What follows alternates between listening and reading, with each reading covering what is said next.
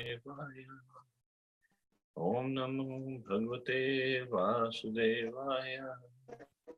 Om Namo Bhagavate Vasudevaya.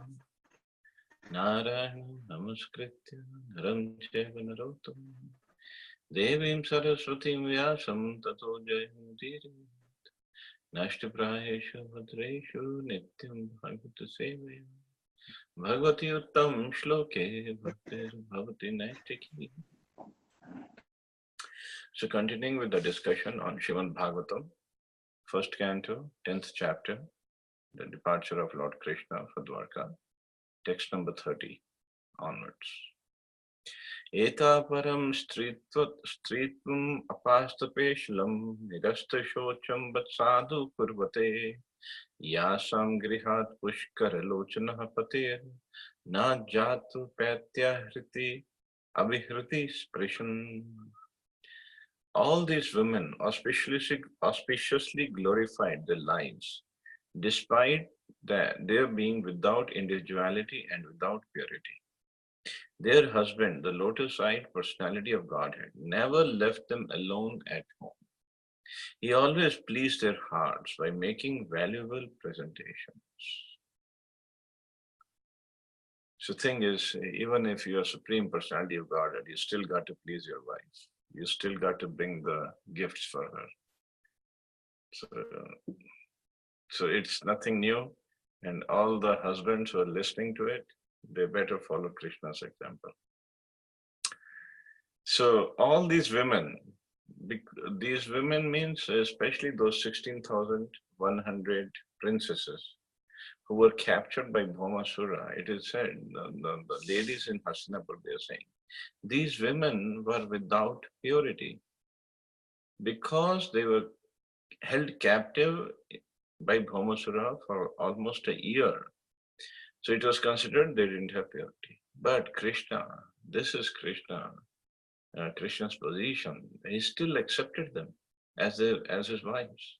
And not just as ordinary wives, they were at equal level with Rukmani and Satyabhama and other queens, other principal queens of Krishna. So Krishna, as we discussed yesterday, he had 16,108 queens in Dwarka, and he made so many palaces. Now there is another significant information. Krishna would expand himself in 16,108 forms and enter each and every palace at the same time. And he would have different pastimes with the different queens. So Narad Muni, once he had this desire to see Krishna's pastimes in Dwarka. So he came to Dwarka. But by Krishna's mercy, otherwise a yogi can, it is mentioned by Prabhupada, a yogi can only expand himself into 9 forms. So there will be 1 original form and 8 extended forms, we can say. But those 8 extended forms will do the exact same activity as a primary form is doing. It cannot be different in activity. But Narad Muni, when he had a desire to see Krishna's pastimes in all the palaces. So by mercy of Krishna, Narad Muni could also expand himself in 16,108 forms, and all were distinctly different. So what did Narad Muni see? Narad Muni, when he entered the different palaces, he saw somewhere Krishna was about to get up from the bed. Somewhere Krishna was doing all the morning duties of a perfect Grihastha.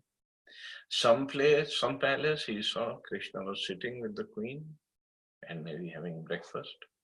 Some palace he saw Krishna was giving donation, giving charity to the poor people. Some palaces he saw that Krishna was sitting with the queen and discussing the marriage of the sons and daughters. This is one of the favorite pastime of all the parents. They just like to discuss it over and over. But another significant thing was, okay, Krishna was doing so many activities in all different palaces. But most significant of all this is, all these activities, according to um, according to scriptures, like giving charity to proper person, a suitable person, is not done at early morning time. It is done in the evening time. Similarly, other activities. So Narad Muni, when he entered all the palaces, he saw Krishna doing his pastimes with the queens, but all those pastimes, they were not done exactly at the same time of the day. So some places it could be evening in the palace, and some places it could be noontime, some places it could be early morning. And it all happened at the same time because Narad Muni expanded himself in those forms and he entered the palaces. So it's another mind-boggling fact what Krishna can do. The different palace, the time zone is different. How do we explain that? And when there was time for Krishna to go to Sudharma Hall, Sudharma Hall was the hall where everything was discussed, policies, politics, everything. And so that was like the mini secretariat, you want to call it, of Dwarka. So when Krishna had to leave for that, so which Krishna would go from all these 16,108 palaces? It's just when the time is there to go to Sudharma Hall, they all would come out simultaneously from the palaces, and they keep on sitting one after the other in the chariots and going to Sudharma Hall. Or no, I'm sorry. They all would come out at the same time, all the Krishnas from 16,000 palaces, and they would merge in one Krishna, and that Krishna would go to the Sudharma Hall for the meeting. This is Supreme Lord. He can do anything and everything, whatever he likes. And then when Krishna would come back in the evening, then all the 16,108 forms would come out of his body and they would go to respective palaces and they would enjoy with their queens. Purport. The devotees of the Lord are purified souls. As soon as the devotee surrenders unto the lotus feet of the Lord, sincerely the Lord accepts them. And thus the devotees at once become free from all material contaminations. So just like here, when the Lord, when Krishna accepted those princesses from the captivity of Bhaumasura, but as soon as he accepted them, they were completely freed from all material contaminations. No more dirtiness. Such devotees are above the three modes of material nature.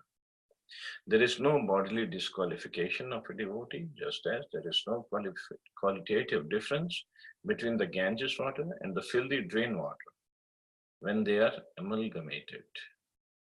Amalgamated means they are mixed so properly that it's very difficult, it's almost impossible to separate them. So that's what the Prabhupada is writing. There is no bodily disqualification on part of a devotee. As soon as he makes a surrender, he should be regarded as a spiritual person. Women, merchants, and laborers are not very intelligent. So all the ladies, please forgive me, I'm not writing that. Prabhupada is writing, and he's writing based on the scriptures. And thus it is very difficult for them to understand the science of God or to be engaged in the devotion service of the Lord.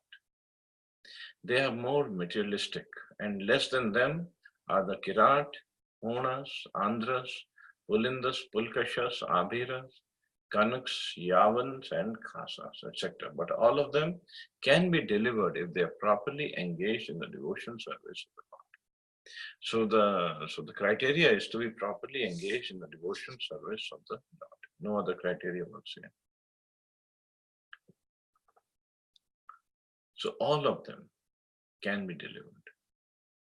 So just look at this list of people who are not even Varnashram system, who are below Shudra, like Kirat, Hunas, Andhras, Pulind, Pulakasha, Abhir, Kanka, Yavanas, Yavan, Khas, etc. So they all come in the category of below the Varnashram system. But all of them can be delivered if they're properly engaged in devotion service of the Lord. By engagement in the service of the Lord, the designated disqualifications are removed, and as pure souls, they become eligible to enter into the kingdom of God. Because whatever qualification, whatever upadhi or title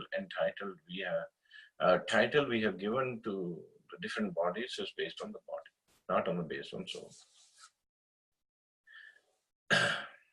But Krishna can still accept anybody and everybody. Especially Lord Jagannath is famous for this. So many, below Varnashram system, so many people have come and Jagannath accepts that because he is the Lord of the whole universe. He can do that.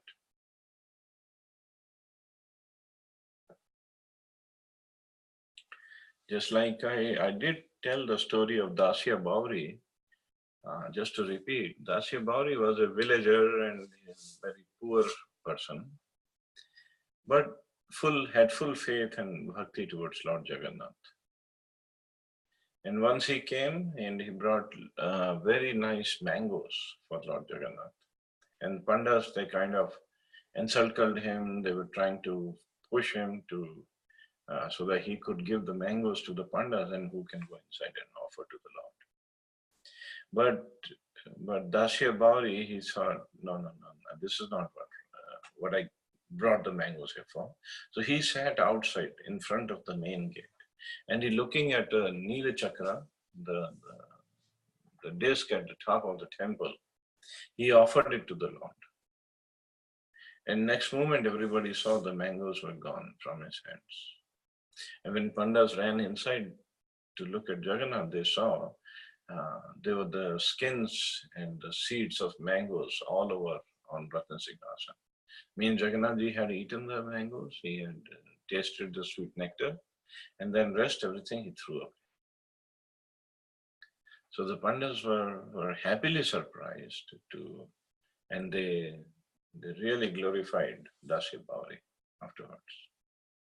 At the same time, there was a Muslim servant of Krishna, Muslim servant of Jagannath, Salabeg. He was Muslim, but his mother was Hindu, who was a devotee of Jagannath. So she only trained him and told him that you should worship Jagannath. And he worshipped Jagannath so much so, he served him with love and devotion. And there was so much of love that this Salabeg Samadhi it is there on the main grand road, the road on which all the three chariots move on. So the Lord's Rath Yatra, it stops at the place of Salabeg Samadhi every year. So this is what Krishna, this is what Jagannath is. They just accept everybody. But we have to understand the mood of Krishna.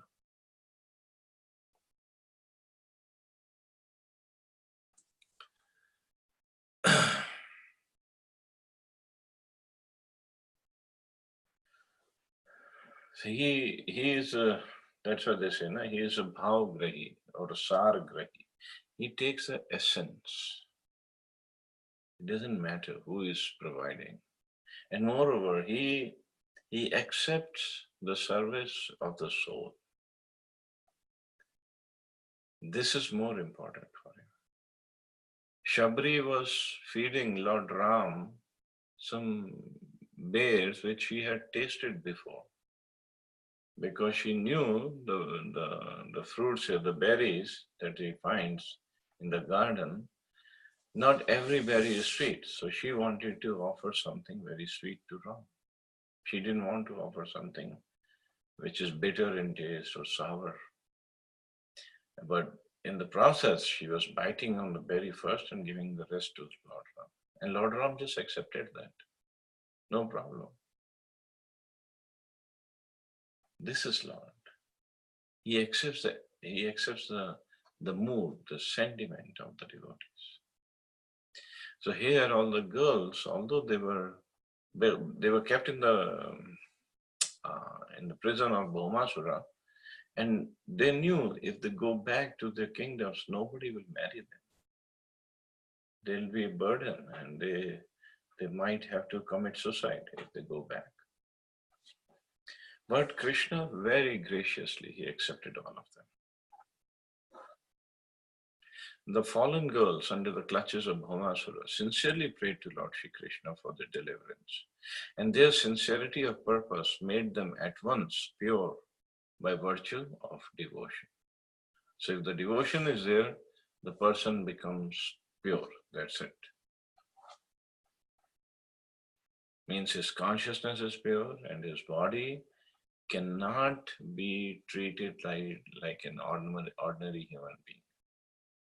Even if before coming to Krishna consciousness or before coming to devotion service, even if the person was born in any of these categories, Kirat, Hun, Anand, Pulind, Pulkasha, Abir, Kankas, Yavan, Khas, etc. So Krishna does not look at the body, he looks at the heart, what's inside the heart. So that is more important for him. So that is what we have to develop. The proper mood to serve Krishna. Proper mood of compassion for people in general and especially for devotees of Krishna. So when we develop that in the proper mood, again the mood, like Mahaprabhu also said, so one has to develop this mood of that I am being lower than the blade of grass, more tolerant than a tree, not expecting honor for himself, but still giving honor to everybody else. That is a mood we have to develop.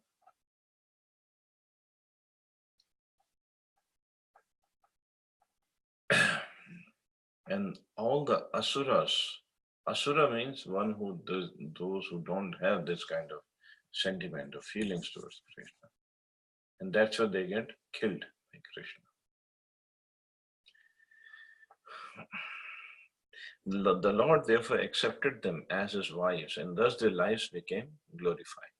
Such auspicious glorification was still more glorified when the Lord played with them as a most beloved husband.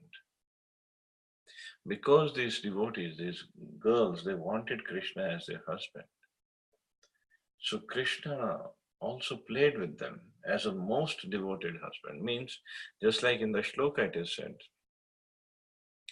their husband, the lotus-eyed personality of Godhead, never left them alone at home. So he was always with them. Of course, whenever he had to go to Sudharma hall, he had to leave them. But even over there, he wouldn't spend too much time. He would come back very fast. The Lord used to live with 16,108 wives constantly. He expanded himself into 16,108 plenary portions, and each and every one of them was the Lord himself, without deviation from the original personality. So each and every one of them was Krishna. The Shruti mantra affirms that the Lord can expand himself into many. Many means innumerable many. As husband of so many wives, he pleased them all with presentations, even at a costly endeavor. Even at a costly endeavor. What is costly for Krishna? What could be costly for Krishna? Nothing. He is the proprietor of everything. But sometimes, just like in the next line, Prabhupada writing, he brought the Parijat plant from heaven and implanted it at the palace of Satyabhama, one of the principal queens. If therefore anyone desires the Lord to become one's husband, the Lord fulfills such desires in full. So it's all up to us. What do we want from Krishna? We want him to be our husband, and so means we have to take the spiritual form in the form of a woman, and then Krishna can become our husband. Or we accept Krishna as a son or a friend, or the real Madhurya Ras, means the sweetness, the love which is full of sweetness, if we have that mood. So this point here where Prabhupada is writing that the Lord brought Parijata plant from heaven. So again, today looks like we will cover only one verse because there's a beautiful story behind it. Once Narad Muni, he visited Dwarka. He used to come to Dwarka very often.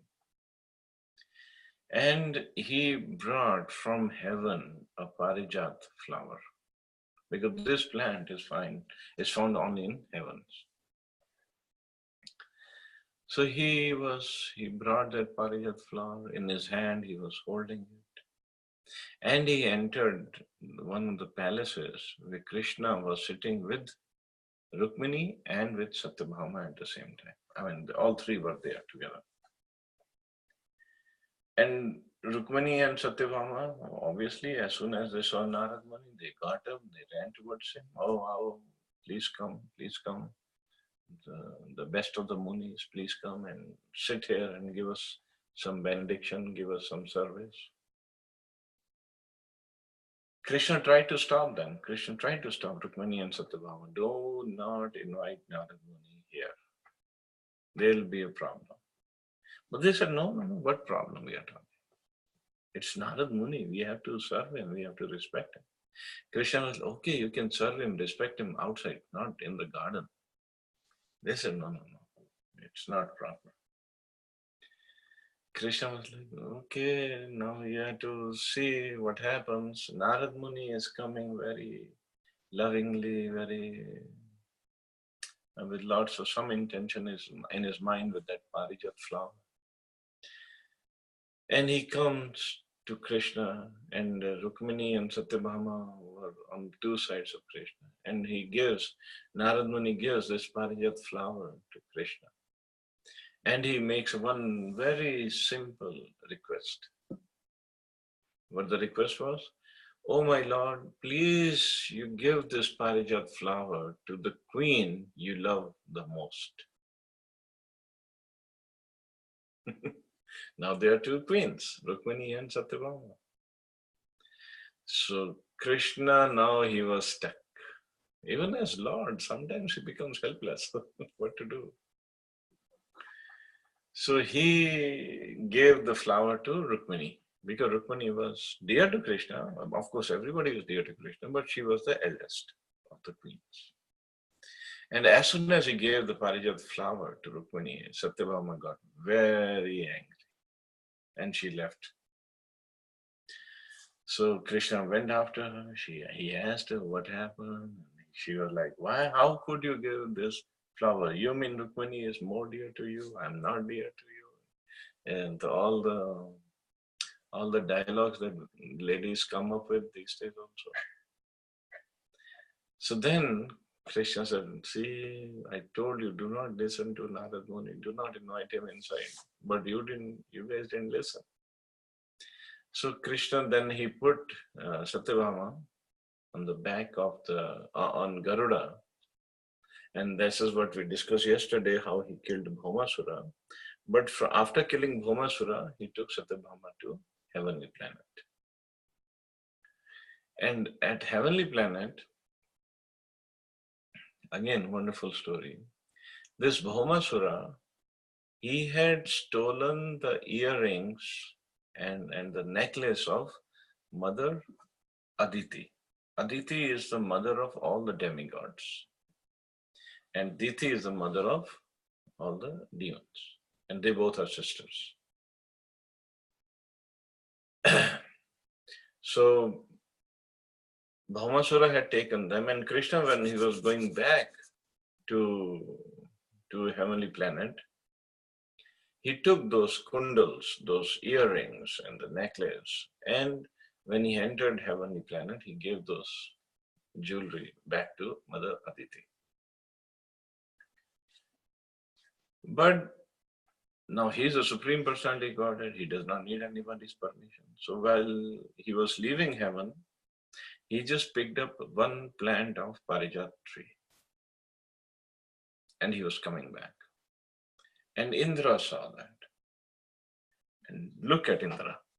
I mean, he was so scared of Bhaumasura, he could not even get his own mother's necklace and the earrings back. And now when Krishna is taking one little Parijat tree from heaven, Indra gets angry. He challenges Krishna that you cannot take Parijat tree from here because it does not grow on earth, and moreover, it is our property, it belongs to us. Why are you taking it? Then there's again great battle between Krishna and Indra. And Krishna defeated Indra. And then he brought this Parijat tree to earth, and he planted it in the courtyard of Satyabhama. To please her that, okay, I gave only one flower to Rukmini, but here I am giving you the whole tree of Parijat flower. You can use as many as you like. So this is Krishna. He would act like a henpecked husband, but he is not actually. He is just reciprocating with his devotees. So this is a story of Parijat flower, Parijat plant coming from heaven and being implanted at Satyabhama's palace.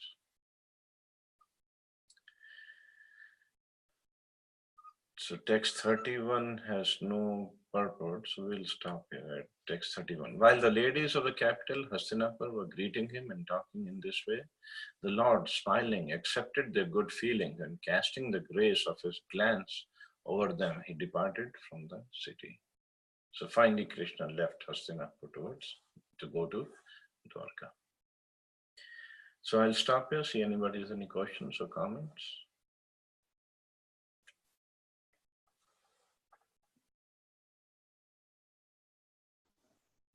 Hare Krishna, Babuji. Hare Krishna. How could Indra challenge Krishna? Good morning, gentlemen. May I have the kind attention, please? Welcome to the Flight 6E2256 We have to mute you. Indra actually challenged him on the point that Parijat plant is not to be grown on earth. So that was his basic point of contention.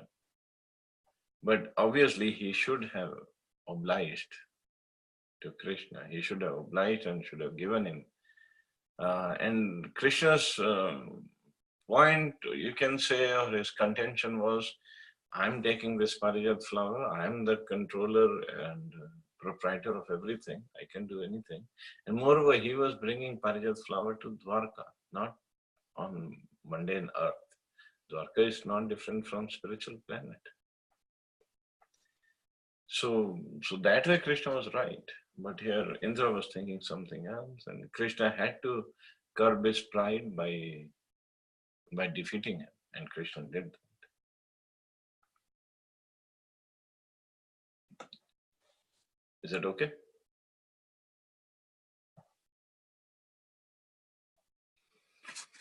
I think his video got stuck there. Anybody else? Any other questions, comments?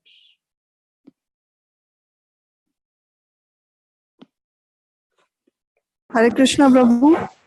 I don't have any question, but it was a wonderful session. Indra? Yes. Hare Krishna. Yes, Mantha. Prabhuji, I don't have any question though, but I would say that it was a wonderful session. I mean, there's absolutely no regrets if we are just doing one verse. I mean, the discussion is so, nectarian that even if we have the class for 1 hour, I don't think anybody, would have a problem. I mean, it was absolutely wonderful, Prabhuji. Absolutely wonderful. Well, Thank you there's so much. so many pastimes, so many stories of Krishna. It's amazing. So, so I guess we can stop here if no other comments. Yeah, Prabhuji, Hare Krishna. Hare Just before we started today's class, I was watching one video of I don't recall the name of the Swamiji who was uh, giving the lecture in that London auditorium somewhere. It was so touchable. I would say it's so touching video. He has actually explained in it why the world is suffering today.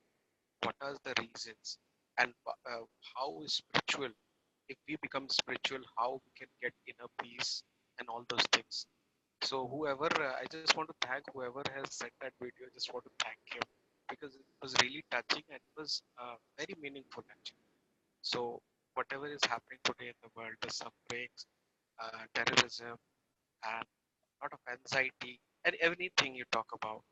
So how to get rid of those things? I think 17 for 18 minutes video it is. But it was just wonderful.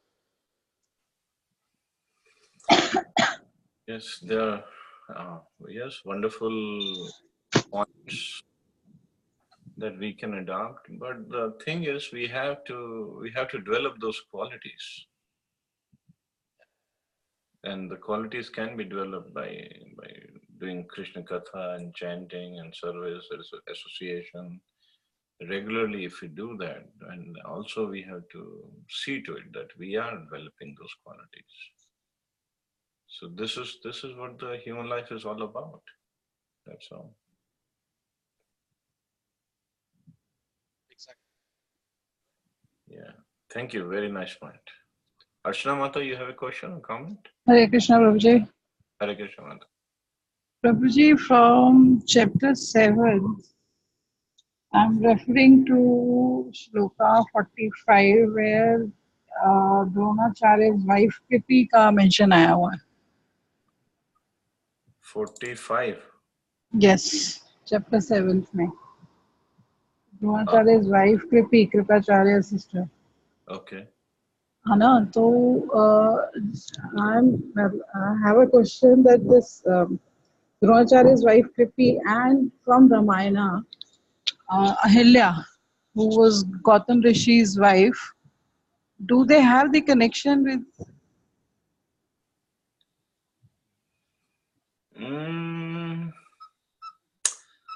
I don't know. Some place in one of the purports Prabhupada wrote about Kripacharya. I don't know who was his father. Kripacharya and Kripi, they were twins. I'm forgetting who was the father of Kripacharya, and if through that there was a connection with Gautam Rishi, I don't know. I have to check. Because I heard somewhere that Kripi is also from Gautami Rishi. Could be. I'm not exactly Okay. sure. Okay. Hare Krishna, I guess Bhardwaj Muni was his father. Is it Bharadwaj? Okay. Yeah, I heard in a series. So. Okay. Okay. So the Gautam Rishi had no this thing. Probably not. No, no? Okay. See, Kripacharya, the son of Sharadvan.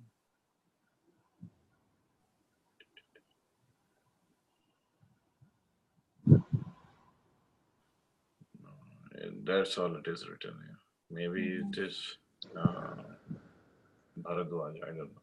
No, Bharadwaj had the relationship with the... Sorry. Bhardwaj was for Guru Dron. Sorry. Dronacharya's father is Bharadwaj. I don't know. Somehow I heard. I'm not remembering where. It could be. I'm I'm not aware of that. That's all. Okay. Okay. Okay. It's okay. Yeah. Thank you, Mata. Thank you, Prabhuji. Thank you all. Hare Krishna. Have a wonderful day. Hari Bol. Jai Srila Prabhupada. Jai Shri Ram. Hare Krishna. Hare